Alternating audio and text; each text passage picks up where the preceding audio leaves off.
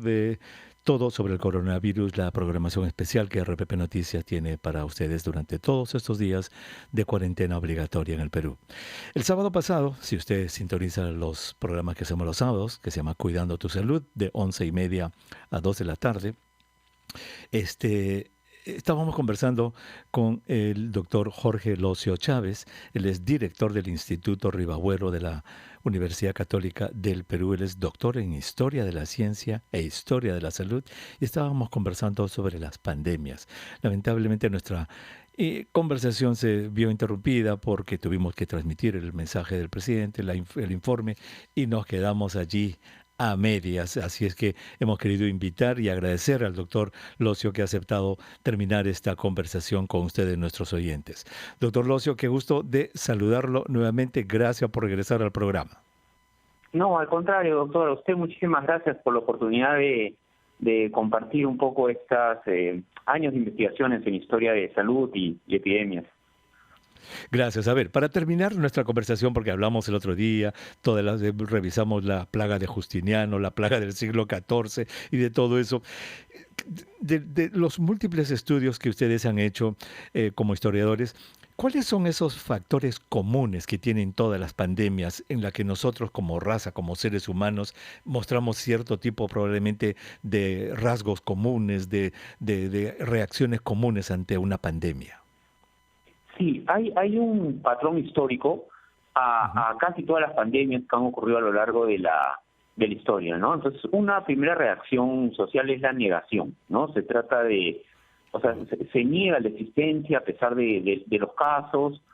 Cuando ya el número de muertes hace evidente la aparición de una epidemia que luego se puede transformar en pandemia, viene como una etapa de pánico, de miedos colectivos exagerados. Esos miedos colectivos usualmente llevan también a buscar culpables, pero buscar culpables en base a prejuicios, ¿no? Entonces, usualmente las pandemias han llevado a episodios de discriminación, ya sea durante las pestes medievales contra los judíos, o durante, por ejemplo, la fiebre amarilla del siglo XIX contra los chinos, o en el caso del SIDA, de forma más reciente, contra la comunidad LGTB. Luego también hay instancias de escepticismo, gente que realmente no cree en la existencia de estas enfermedades o pandemias, o piensa que son cortinas de humo o invenciones con alguna agenda oculta. Y luego viene la necesidad o la búsqueda de respuestas, ¿no? De respuestas que han ido cambiando a lo largo de la historia de acuerdo a las teorías médicas o ideas vigentes en el momento de aparición de cada pandemia. Qué interesante. Negación, pánico, discriminación, echarle la culpa a alguien, escepticismo, no creer, las teorías de conspiración. O sea, todo lo mismo. Siempre el ser humano se ha comportado igual en cada pandemia. Ahora, por ejemplo, hay gente increíble que no quiere ir a los restaurantes chinos. Cuando estaban abiertos, no quería ir a los restaurantes chinos. Y aquí en Estados Unidos, a la gente de origen chino oriental los excluían de restaurantes y de cosas, echándole la culpa de esta pandemia. Increíble. Sí, los sentimientos además antichinos se han reiterado también mucho a lo largo de la historia, ¿no?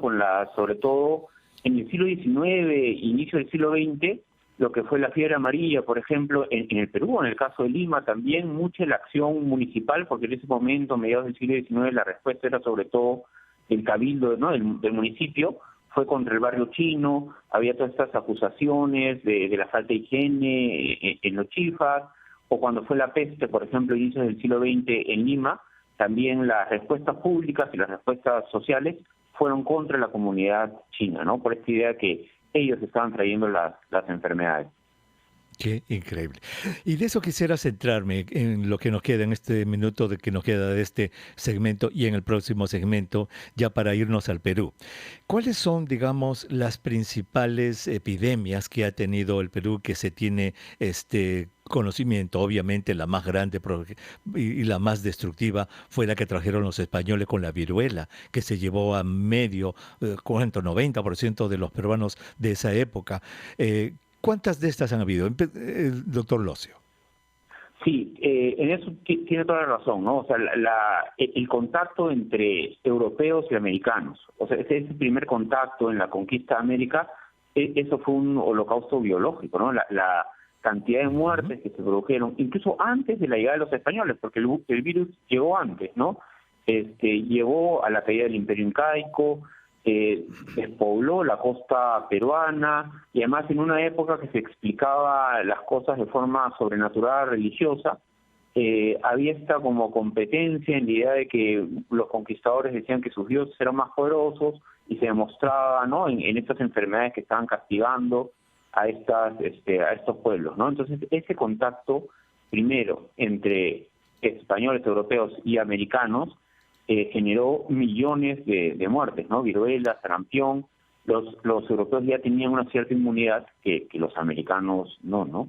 La muerte de Guanacapa, luego ha venido en el siglo XIX las epidemias de fiebre amarilla, porque además una cosa lleva a la otra, ¿no?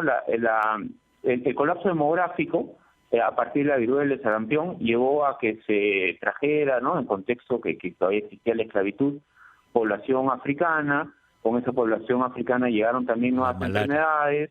La malaria, ¿no? Entonces, exacto. Entonces la malaria... Doctor Locio, vamos a hacer una cosita. Mil disculpas que le interrumpa, tenemos que tomar una pausa. Cuando regresemos vamos a seguir revisando este viaje imaginario por las epidemias en el Perú y qué es lo que las ha caracterizado. Vamos a regresar a Washington en este segmento de salud, la franja de salud de la programación especial de RPP Noticias, todo sobre el coronavirus. Si usted recién prende la radio, estamos conversando con el doctor Jorge Locio Chávez, él es director del Instituto Ribavuelo de la Universidad Católica del Perú, es el doctor en Historia de la Ciencia y especial de la Medicina. Qué maravilla conversar con él. Ya nos dijo, señora, que en todas las epidemias que han habido, todas las pandemias que han vivido en el mundo, desde que se tiene noticia, todas el ser humano se ha comportado igualito. Nada hemos aprendido. Siempre ha empezado con la negación, que después el pánico, después de echarle la culpa a alguien, después el escepticismo, crear teorías de conspiración, todo igualito hasta ahora. Y estábamos ya en este segmento centrarnos un poco en las epidemias que se han desarrollado en el Perú y ha empezado en la historia con la que trajeron los españoles. Viruela y sarampión, señor, se llevaron al 90% de los habitantes de de lo que ahora es el Perú, de esa época del imperio de los incas. Doctor Locio, se ha calculado, no quiero decir el número, usted quiero que lo diga, de cuántas personas murieron en las Américas, en todas las Américas, por esas plagas que trajeron los españoles. Sí, en el caso peruano fueron más o menos 10 millones de personas lo que se estima, ¿no? Entonces, ¿de cuántas? ¿Cuántas habían? O sea, varía un poco por región, pero por ejemplo, en la costa se calcula que arrasó con el 90% de la población. En el Ande, más o menos el 50%, o sea, fue un colapso demográfico total. En el caso de la Amazonía también, cuando empiezan los primeros contactos, y luego en la época del caucho, cuando ya hay más contacto entre poblaciones que han tenido exposición a distintas enfermedades, digamos, los brasileños, colombianos, limeños que llegan a la Amazonía y entrar en contacto con poblaciones que no habían tenido tuberculosis, qué sé yo, esos contactos fueron los que llegaron a este impacto brutal de las enfermedades. Qué barbaridad, 90%. Ese es el número que yo había escuchado y que en todas las Américas se llevó entre 90 y 100 millones de seres humanos en todas las Américas. ¿Cierto? Por ahí está el número. ¡Qué barbaridad! Muy bien, entonces ya saliendo de eso, y obviamente, como usted dijo, todo tiene su cauce. Ese barrido demográfico que se produjo dejó zonas desiertas, etcétera. Vinieron otras poblaciones, vinieron ya las personas africanas, lamentablemente como esclavos, trajeron la malaria y otro tipo de enfermedades. ¿Qué otras plagas, qué otras epidemias ocurrieron en el Perú que son de notar? En el siglo XIX, por ejemplo, dos que fueron muy fuertes fueron el cólera y la fiebre amarilla. En el caso de Lima está la gran epidemia de 1868, que es el contexto de la época del guano, ¿no? El contexto del boom del guano, entonces empiezan a llegar muchos barcos al Callao, mucha población de distintos lugares, y aparece en forma recurrente, epidémica, la fiebre amarilla. Y esa epidemia en particular de 1868 se calcula que mató al 5% de la población limeña, que contagió casi al 15%, pero mató casi al 5%, ¿no? Y esa es una de las que más impacto ha tenido en Lima. luego inicio del siglo XX la peste bubónica en una de sus últimas oleadas llegó a Lima también. Entonces, pero en el siglo XIX, cólera, fiebre amarilla fueron de las más Ya. Y brutales. esta de 1878, en la época del guano, fiebre amarilla que se llevó el 5% de los limeños, eso indica, sabiendo que la fiebre amarilla es transmitida por el mosquito, que en Lima en esa época habían mosquitos, pero en cantidad.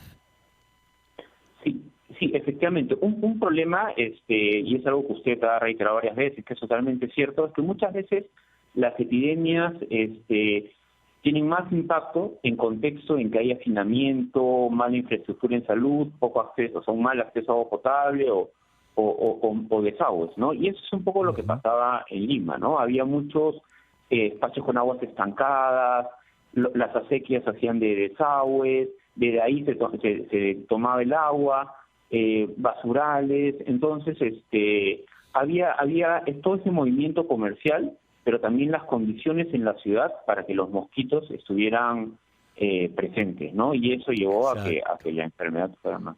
Qué increíble. Bueno, desde esa época, con respecto a los basurales en las calles, doctor Locio, no hemos cambiado, ¿ah? Igualito hasta ahora, hasta el siglo XXI, ¿sí o no?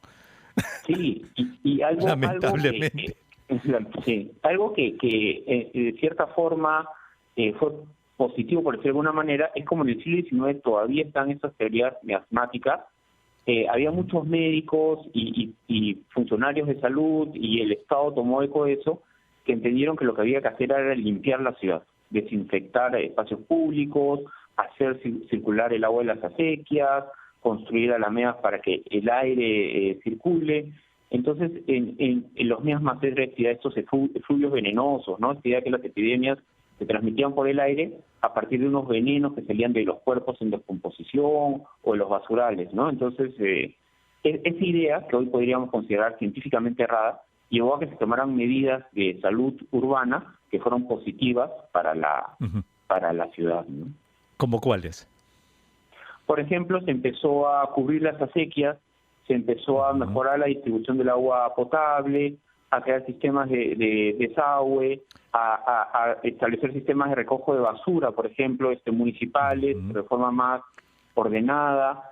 Había toda esta idea en esa época que los gallinazos eran los que hacían el trabajo de recojo de desperdicios De en la basura. ciudad, ¿no? Porque Lima está llena Wow. de gallinazos. Entonces, se llevó a ciertas mejoras en cuanto a salud urbana.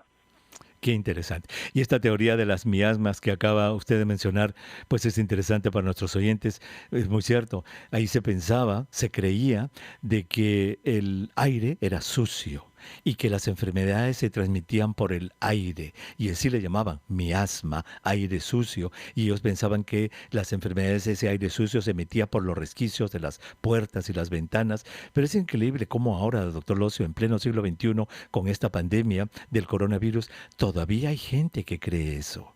Todavía hay gente que el aire está sucio y que el coronavirus puede estar metiéndose por entre las rendijas. Una cosa interesante de la historia de la salud es que las teorías médicas no llegan a desaparecer del todo. Por ejemplo, en las pestes de la antigüedad eran las explicaciones morales o religiosas. En el SIDA a fines del siglo XX se repitió eso. La idea de los miasmas, que los aires contaminados, las ideas también de los humores hipocráticas, del equilibrio en cuanto a los estilos de vida. O sea, son ideas médicas que no llegan a desaparecer, ¿no? Sino que se combinan Ujú, entre ujú. varias, ¿no? Entonces una misma persona puede combinar explicaciones sobrenaturales con explicaciones científicas, con miasmáticas. Hay toda una suerte de convivencia de distintas formas de entender la salud. Un menjunje se forma con las ideas que persisten y persisten en ciertos grupos. Pues qué interesante. Doctor Locio, muchísimas gracias por haber estado con nosotros. De verdad me ha encantado terminar esta charla con usted. Me había quedado un poco triste el sábado que no pudimos terminarla. Y gracias por hacernos notar de que el ser humano es ser humano y a pesar de los milenios o lo que sea, siempre actuamos de la misma manera, tropezamos con la misma piedra y cometemos los mismos errores. Al contrario, gracias a usted, ¿no? Muchísimas gracias. Muchísimas gracias. Ahí está el doctor Jorge Locio Chávez, director del Instituto Ribagüero de la Universidad Católica del Perú, doctor en Historia de la Ciencia e Historia de la Salud, diciéndonos que en todas las pandemias, señora, se ha producido lo mismo. Primero la gente niega, no. Luego pánico, oh, ay, Dios mío, ¿qué va a pasar? Ay, que me voy a morir. Y luego echa la culpa, el dedo acusador. Ah, los chinos, ahora pobre chino.